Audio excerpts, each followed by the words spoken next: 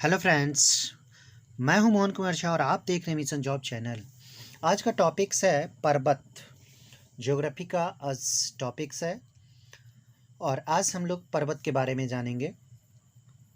बहुत महत्वपूर्ण सवाल इससे पूछे जाते हैं। भारतीय भूगोल कह सकते हैं या फिर विश्व के भूगोल। पर्वत को हमें पढ़ना होता है और प्रतियोगिता परीक्षा के दृष्टि से यह बहुत महत्वपूर्ण चैप्टर है। तो आज हम लोग पर्वत देखेंगे। पर्वत प्लेट विवर्तनिक सिद्धांत। पर्वत का निर्माण कैसे होता है, सबसे पहले ये जानें। तो दो प्लेटों के आपसी टकराव से भूपटल में संपीड़न होता है, जिससे पर्वतों का निर्माण होता है। क्वेश्चंस को हमेशा ध्यान से देखें। एक दो बार वीडियो को पॉज कर देखें, दोबारा देखें, ये आपके मानस पटल पे छा जाएगा। आपको याद करने की, रट्टा मारने की ज़रूरत नहीं होगी। सभी प्रश्न, और हमने सिर्फ उन प्रश्न और उन महत्वपूर्ण पॉइंट्स को नोट किया है जो सिर्फ परीक्षाओं में पूछे जाते हैं, प्रतियोगिता परीक्षाओं में। तो प्लेट विवर्तनिक सिद्धांत, जिसे हम लोग प्लेट टेक्टोनिक्स थ्योरी भी कहते हैं, इसके मद्देनज़र दो प्लेटों के आपसी टकराव से भूपटल में संपीड़न मतलब संकुचन होता है, जिससे पर्वतों का निर्माण होता है। यह है पर्वत का आपका एक कह सकते हैं डिफिनेशन, परिभाषा। कैसे निर्माण होता है ये। अब आगे हम लोग देखेंगे। उत्पत्ति अथवा रचना के आधार पर 5 भागों में बांटा जा सकता है। किसे 5 भागों में बांटा जा सकता है? तो हम लोग पर्वत पढ़ रहे हैं। पर्वतों को 5 भागों में बांटा जा सकता है। कौन कौन सा वो भाग है देखें। बलित पर्वत, ब्लॉक पर्वत, अवशिष्ट पर्वत, संचित अथवा संग्रहित पर्वत, और एक है गुंबदाकार पर्वत। ये 5 तरह के पर्वत हम लोग को पढ़ना होता है और इसी से प्रश्न आते हैं। तो उत्पत्ति अथवा रचना के आधार पर पर्वतों को 5 भागों में बांटा गया है।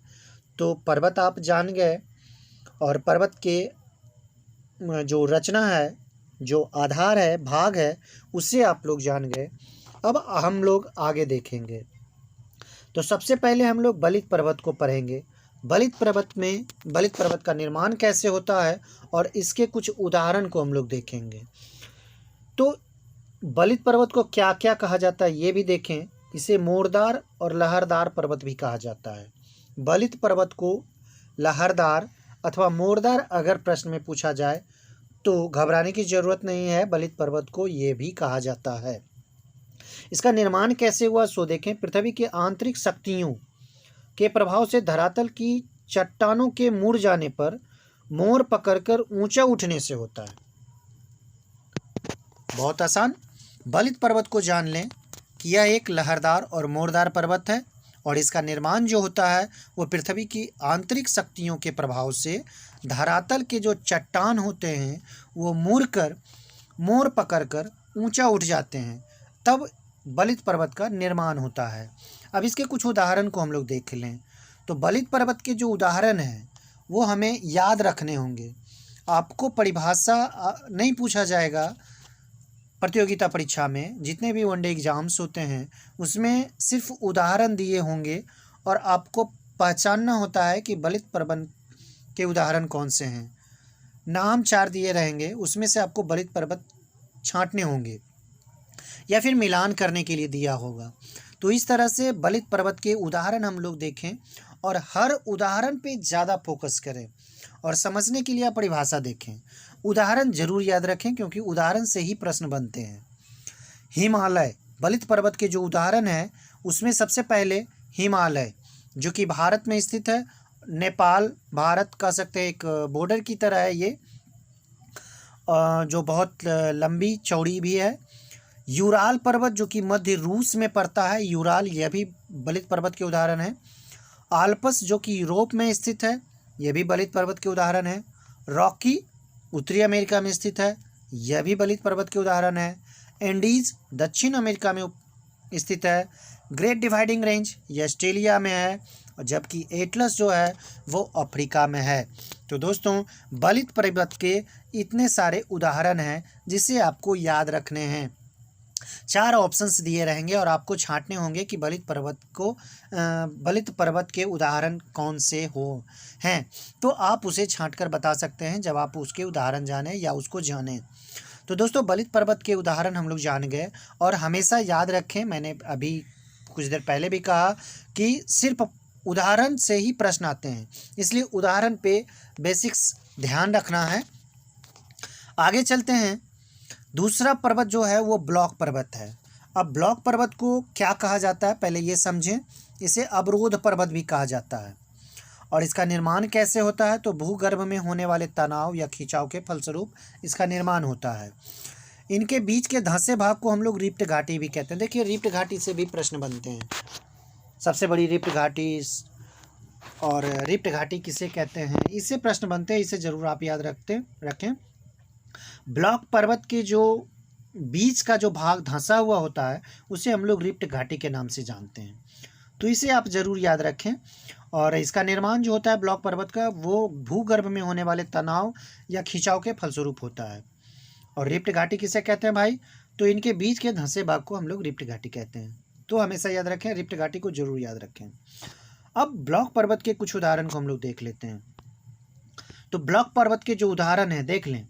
सॉल्ट रेंज जो कि पाकिस्तान में स्थित है, ब्लैक फॉरेस्ट या जर्मनी में स्थित है, वोस्जेस या फ्रांस में स्थित है, हर्स्ट पर्वत या यूरोप में स्थित है, बसांचरेज या यूएसए में स्थित है। तो ब्लॉक पर्वत के जो उदाहरण हैं इसे आप जरूर याद रखें, इससे प्रश्न बनेंगे। तीसरा नंबर जो पर्वत है वो अवशिष्ट पर्वत है। अवशिष्ट पर्वतों के निर्माण जो होते हैं वो कैसे होते हैं ये देख लें। इसका निर्माण चट्टानों के अपर्दन की क्रिया के फलस्वरूप पर्वतों के कटकर नीचे हो जाने से होता है। तो निर्माण को आप समझ लिए, इसकी परिभाषा को देख लें कैसे इसका निर्माण होता है अवशिष्ट पर्वत का। अब इसके उदाहरण को हम लोग देखेंगे।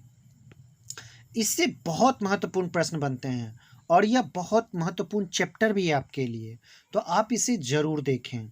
अवशिष्ट पर्वत के उदाहरण हम लोग देखेंगे। भारत में जो अवशिष्ट पर्वत के उदाहरण है वो है अरावली, सतपुरा, महादेव, विंध्याचल, नीलगिरी, पारसनाथ और राजमहल। ये सारे अवशिष्ट पर्वत के उदाहरण हैं जो कि भारत में स्थित है। अमेरिका में जो है वो गैसा और बूटा दो नाम है जो कि याद रखने हैं अवशिष्ट पर्वत के, जो कि अमेरिका में है। स्पेन में सियरा नाम का एक अवशिष्ट पर्वत इसके उदाहरण है। आप जो सबसे महत्वपूर्ण पूछे जाने वाले प्रश्न हैं वो अरावली से प्रश्न बनते हैं, पारसनाथ, नीलगिरी, सतपुरा, विंध्याचल, इससे प्रश्न बनते हैं, इसलिए इसके उदाहरण आप जरूर याद रखें। चौथा है संचित या संग्रहित पर्वत। तो इसका जो निर्माण होता है कैसे होता है इसे आप जरूर देखें। संचित या संग्रहित पर्वत का जो निर्माण होता है वो धरातल के ऊपर मिट्टी अथवा बालू, कंकड़ या पत्थर, लावा किसी स्थान पर जमा हो जाने से बन जाता है। संचित या संग्रहित पर्वत इसे हम लोग कहते हैं। इसके उदाहरण आप जरूर देखें।